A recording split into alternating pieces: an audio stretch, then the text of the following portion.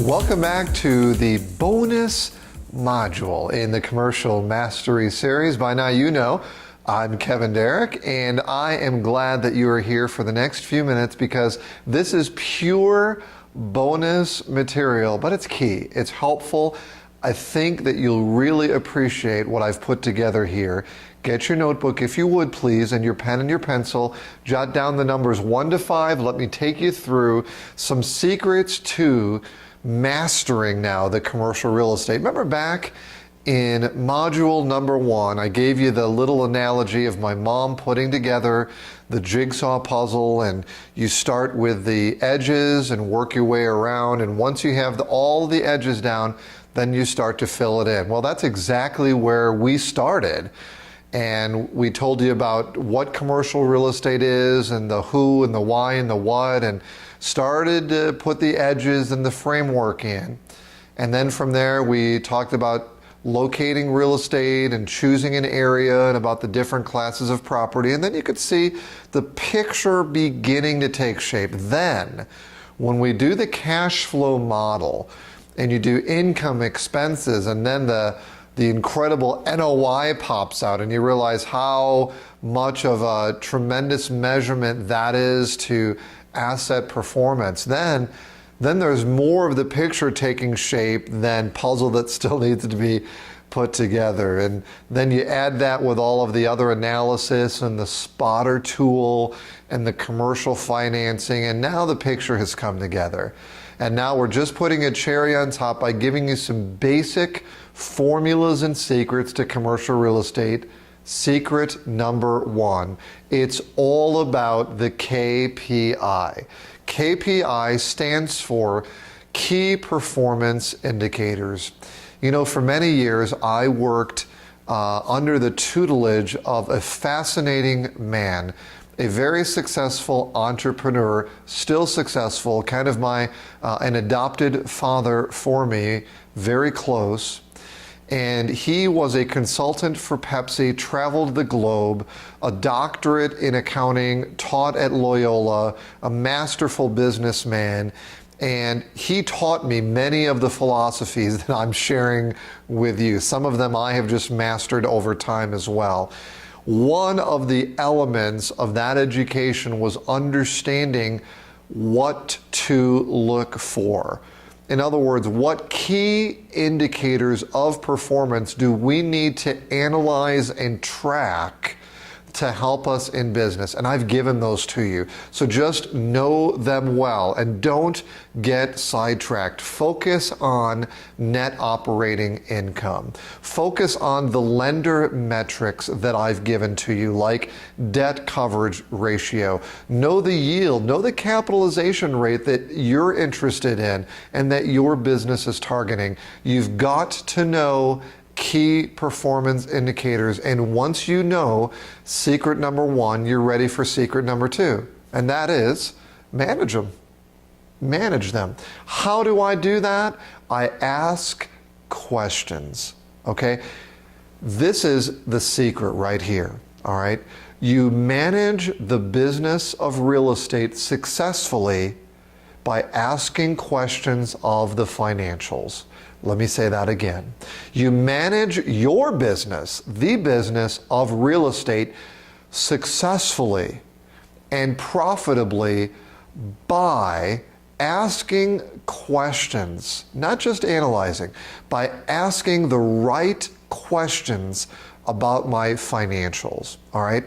Example, my NOI is $75,000 year 1. Year 2, it's $60,000. I've got a huge variance there, a huge discrepancy of $15,000. I need to start asking questions, all right? And not just, okay, what happened, but why? What is the leading indicator? What's the indicator of that diminishing NOI? Why did it do that? Was it an income stream? Was it an expense stream? Was it a management issue? Was it a building issue? Was it a marketing issue? Was it the amount of inventory out? Was it the economics? What exactly led to that NOI going down? Now, Same example, but let's move the second year NOI up. So first year it's $75,000, second year it's $100,000. I made $25,000. Who cares why I made money, right? That's the typical investor, not you. All right, because we want to be successful every single year. So yeah, we still take that NOI and we ask, okay, why did I make money? I say, Kevin, why in the world would I even care? Why would I ask that? Because we want to make money year two, and we want to make more money. Okay, and that's a good question to ask. Okay, how did I make that $25,000 and why wasn't it $30,000? Okay, how can I continue doing this? How can I speed this up? Number three, private equity.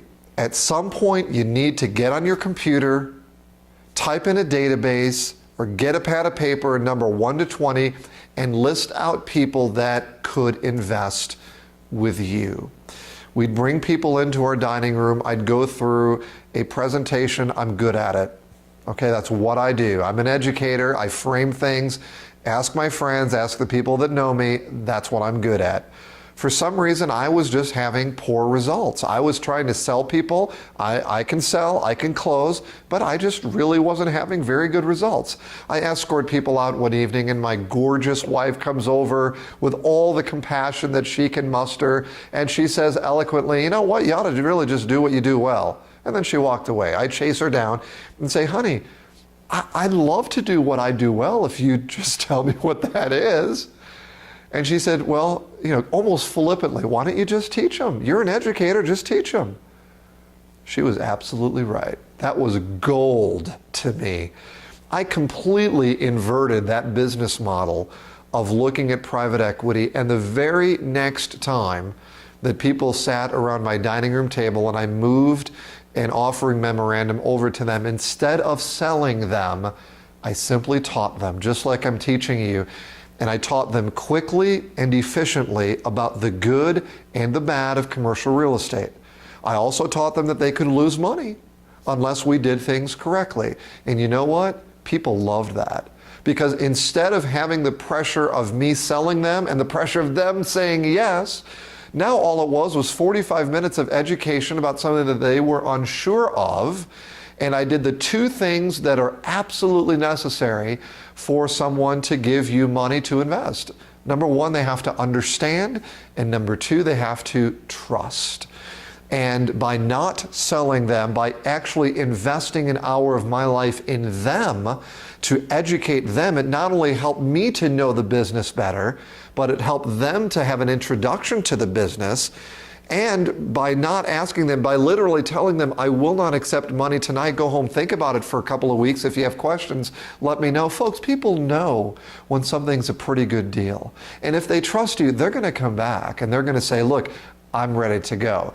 And the conversion rate skyrocketed when I stopped selling and started educating. Look at it seriously. Huge secret. All right, especially in economies that are a little bit sluggish, cash is king. People want a good return, they want a solid investment, and they certainly want it where there's a little bit of control, and that control comes when they can invest with people that they trust and when they understand. Then work the system. You'd think that I would circle, italicize, and underline the word work. You got to work at it. But you know what? I don't care how much you work. If you're not working at the right thing, you're not going to be successful in this. All right? I've given you the system. That's the cool thing about this.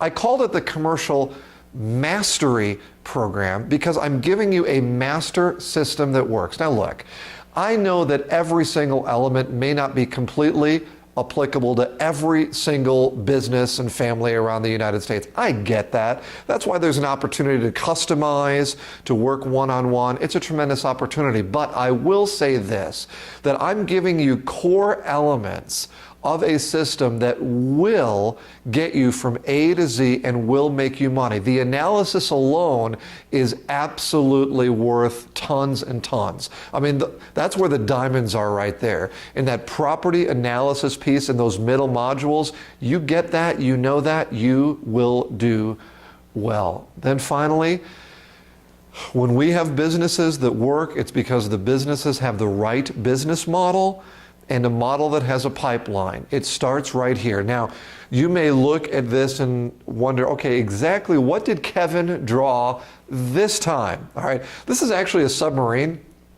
I know it doesn't exactly look like that, but I call it that just because what we do is we compartmentalize these things, all right? So we start with the first compartment, and we do that. Once that's done, we close that off, and then we move to the second compartment so that we're not working way down here and we're not trying to do this while we haven't finished that. No, it starts with this. Follow carefully.